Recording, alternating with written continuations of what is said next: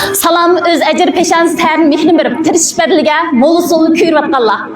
Salam hər kəsibdə yol tapqan, pul tapqan, inavat tapqan, şərmət əpəndilərimiz, şərəndaz xanım qızlarımız. Salam muşu fəaliyyətimizə təklif bilən kəlgən əziz ata-analarımız, qeyrindaşlarımız, muşu fəaliyyətimizin təklif riyasəsi Kəmilə Əlasxadın hammalarga mehriman salam.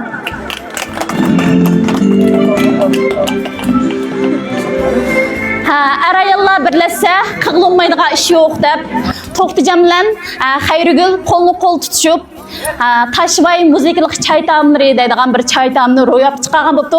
Musha kelganda bir chavak ketdi, mashinaniki tirishchanlikqa. Shuni bajarayam deb bilallam deb maqsad, herkes to'xtab qolmaydi. Bir umr u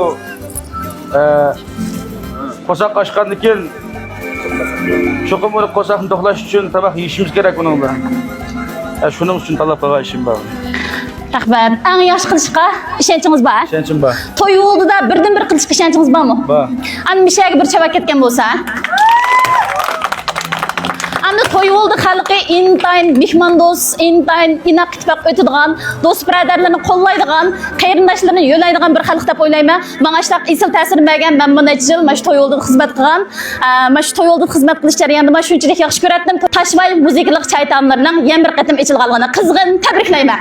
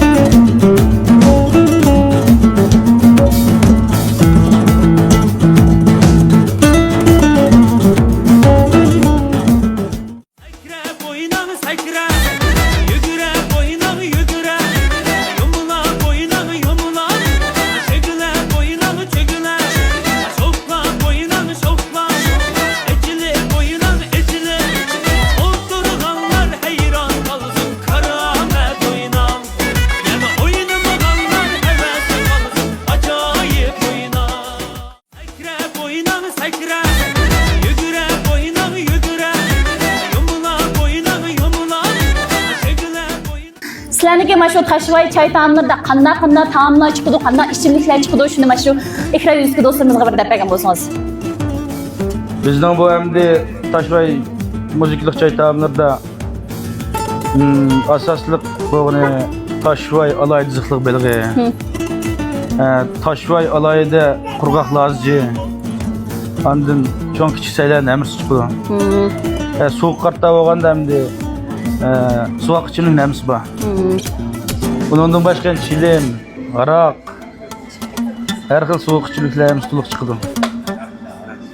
Ana shu yosh bolalarniki eng yaxshi tanlash bo'lgan mana shu Tashvay çay ta'mlarida endi dapanji, lazji, Tashvayniki har xil qurg'oq lazjilar deymiz, har xil qo'rimlar chiqibdi. Undan boshqa butun cho'ng kichik saylar chiqibdi.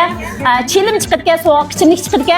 Yoshlarning eng yaxshi tanlash bo'lalaydi. Amma shu to'y oldi deymiz, gazqum deymiz, mana shu tarafdagi bozorda, yez bozordagi barliq yosh do'stlarimizning eng yaxshi tanlashi Tashvay bo'lalaydi deb o'ylayman. Hamda muhit jihati bo'lsin, hammanglarniki kirib tamoqlarni tetib mushlarga bir taklif fikir berishinglarni chin qalbimizdan umid qilamiz.